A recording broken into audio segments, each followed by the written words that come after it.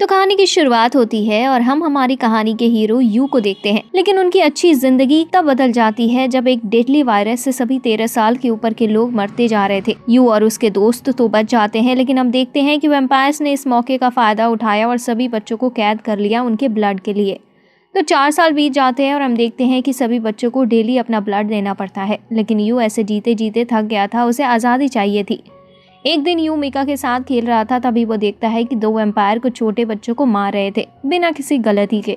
You से ये देखा नहीं गया और वो वैम्पायर से लड़ने पहुंच जाता है, लेकिन यू सिर्फ 12 साल का एक बच्चा था, इस वजह से वो वैम्पायर के सामने जरा भी टिक नहीं पाया। मीका यू को बचाने के लिए माफी मांग रही थी, लेकिन उनमें से एक वैम्पायर यू को बिल्डिंग से नीचे गिराने की कहता है। तभी वहाँ फेरिद, जो कि एक नोबल वैम्पायर है, वो यू को छोड़ने की कहती है। मीका फेरिद के पास जाती है और स्माइल करती है। फेरिद मीका को उसके मेंशन पर आने को कहकर चली जाती है। फिर हम देखते हैं कि यू छत पर ही था, तभी एक लड़की उसे डिनर के लिए बुलाती है। यू जाकर देखता है कि सभी कड़ी खा रहे थे और बहुत एंजॉय भी कर रहे थे। यू को मीका नहीं दिख रही थी, तो वो समझ जाता है कि मीका ने फेरिद से जरूर कड़ी के बदले अपना ब्लड दिया होगा। उसी रात मीका फेरिद के मेंशन से लौटती है और यू को बताती है कि उसने फेरिद के मेंशन से एक गन और मैप चुरा लिया है, जिससे वो वहाँ से भाग सकते हैं।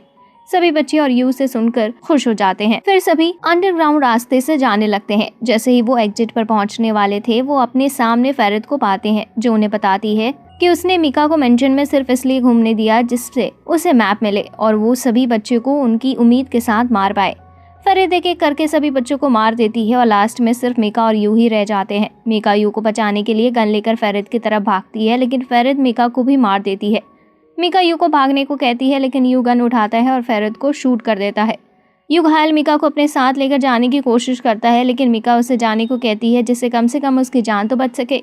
यू रोता हुआ अंडरग्राउंड रास्ते से चला जाता है। कुछ दूर जाने के बाद यू गेरन और उसकी टीम से मिलता है, जो कि मून डीमन कंपनी से थे, जो कि एक ह्यूमन मिलिट्री ग्रुप है जो वैम्पायर्स के खिलाफ लड़ता है। गेरन यू से पूछता है कि क्या वो उनके साथ वैम्पायर्स के खिलाफ फाइट करेगा। यू रोता हुआ गेरन को गले लगा लेता है और ऑफर एक्सेप्ट कर लेता है, जिससे वो अपने दोस्तों का बदला भी ले सके। फिर हम देखते हैं कि 4 साल बीत जाते हैं और यू को मिलिट्री स्कूल में डाल दिया जाता है। यू किसी से बात नहीं करता था, क्योंकि उसे लगता था कि हो सकता है वो फिर से किसी को दोस्त बनाकर उन्हें भी अपने पिछली दोस्ती की तरह ही खो दे। साथ ही 4 साल से यू गेरन से भी नहीं मिला था। यू स्कूल से सस्पेंड होने की कोशिश करता है, जिससे शायद गेरन आकर यू से फाइट करे। फिर हम एक लड़की शिनोआ को देखते हैं, जो यू से क्लास में अच्छे से बिहेव करने को कहती है और गेरन का एक मैसेज दिखाती है, जिसमें लिखा था कि यू तब तक मिलिट्री ज्वाइन नहीं कर सकता जब तक वो किसी को अपना दोस्त ना बना ले। यू की क्लास खत्म हो जाती है और बाहर एक लड़की योची को देखता है, जिसे कुछ लड़के बुली कर रहे थे। यू उसे इग्नोर करके जाने लगता है, लेकिन जब वो लड़की योची को कुछ उल्टी बातें बोलते हैं, तो यू को उससे अपनी पिछली जिंदगी याद आ जाती है, जहाँ वैम्पायर्स उसे भी कुछ इस तरह की बातें ही बोला करते थे। जिसके बाद यू अपने आप को रोक नहीं पाता और योची को बचाने पहुंच जाता है।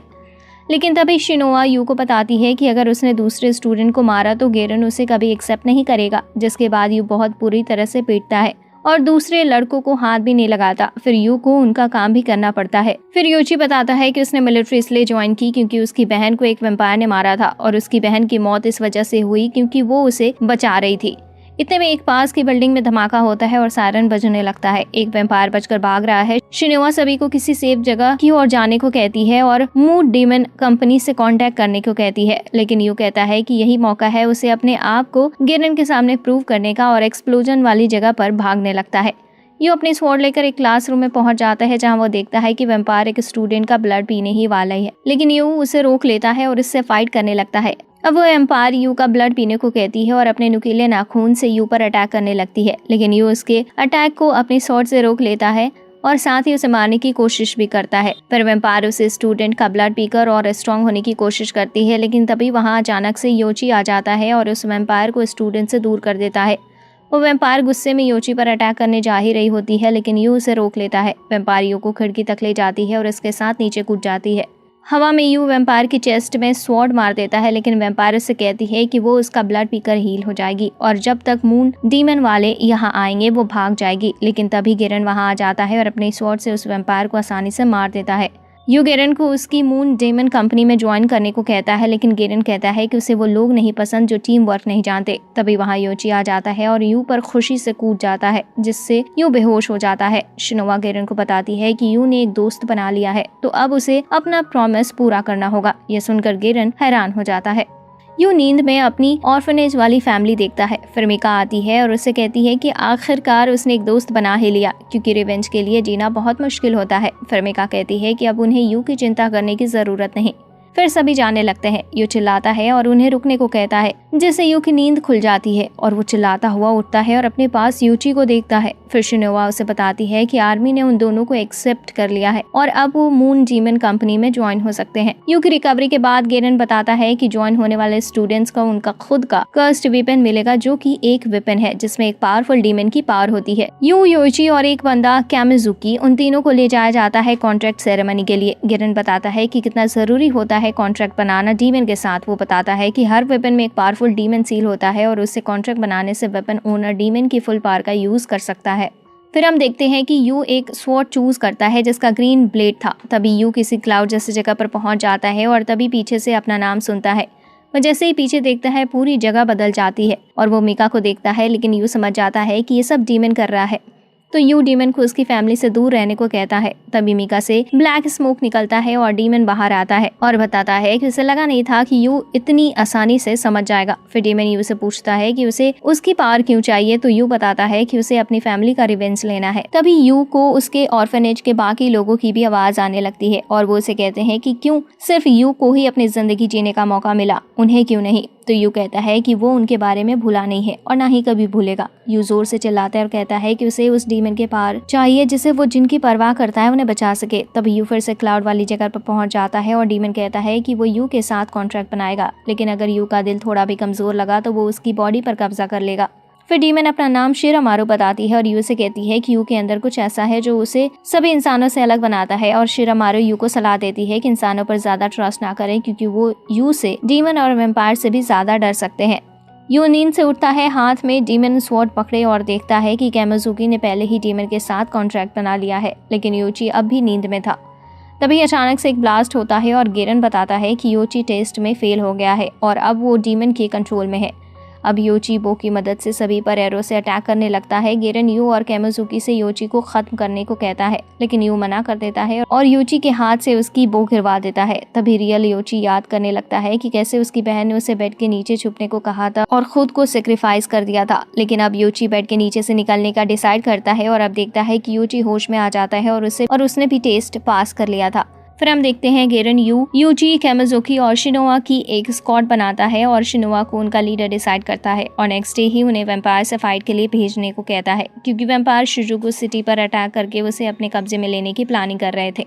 नेक्स्ट डे हम देखते हैं कि सभी बैटलफील्ड की तरफ जा रहे होते हैं। तभी शिनोवा उन्हें बताती है कि वो सभी अभी वैम्पायर से फाइट करने के लिए बहुत वीक हैं। तो शिनोवा उन्हें एक मैजिक पिल देती है और बताती है कि इससे वो डीमन की पावर की और ज्यादा अच्छे से यूज कर पाएंगे, साथ ही उनकी फाइटिंग एबिलिटी बहुत बढ़ जाएगी। पिल लेते ही उनकी पावर डबल हो जाएगी और 2 लेने से उसकी भी डबल, लेकिन 3 पिल लेने से उनके ऑर्गन डिस्ट्रॉय हो सकते हैं, जिससे वो मर भी सकते हैं। साथ ही एक पिल 15 मिनट तक काम करेगी। यू पूछता है कि क्या ये तरीका है कि कर्स्ड वेपन की पावर यूज करने का, लेकिन शिनोवा बताती है कि उसके लिए वेपन को मास्टर करना पड़ता है, जिसके लिए बहुत टाइम चाहिए होता है, लेकिन उनके पास टाइम की कमी है। वो सभी बैटल फील्ड पर पहुंच जाते हैं और देखते हैं कि गेरन को एक वैम्पायर ने हरा दिया था। तो शिनोवा सभी को पिल खाने को कहती है और बताती है कि उन्हें गेरन को बचाना है और वापस चले जाना है। सभी के गेरन तक पहुंचने से पहले ही वैम्पायर गेरन की चेस्ट में स्वॉर्ड मार देता है। यू वैम्पायर तक पहुंचता है और वैम्पायर को स्वॉर्ड मारता है, लेकिन जब यू वैम्पायर की तरफ देखता है उसे पता चलता है कि वो वैम्पायर तो मीका है। यू ये देखकर हैरान हो जाता है और गेरन उसे मीका को मारने का ऑर्डर देता है, लेकिन यू ऐसा नहीं कर पाता। गेरन उठता है और यू को मुक्के मारता है उसके ऑर्डर न मानने की वजह से।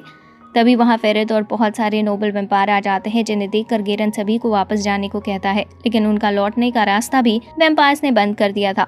तभी फेरेद यू के पास आती है और उससे उसके साथ गेम खेलने को कहती है, लेकिन यू को याद आता है कि उसने कैसे उसकी फैमिली को मारा था, जिससे यू को बहुत गुस्सा आता है और वो फेरेद पर अटैक करने लगता है। हालत बिगड़ते जा रहे थे तो मीका यू के पास आती है और उसे सबको छोड़कर उसके साथ चलने को कहती है, लेकिन यू मीका से पूछता है कि वो फेरेद के साथ क्यों दे रही है, जबकि उसने उसकी फैमिली को मारा था। मीका कोई जवाब नहीं देती और यू को साथ लेकर जाने लगती है, लेकिन यू ऐसे अपने दोस्तों को छोड़कर जाने के लिए मना कर देता है और जब वो पीछे देखता है तो शिनोवा को एक वैम्पायर गर्दन पर काटने वाला था।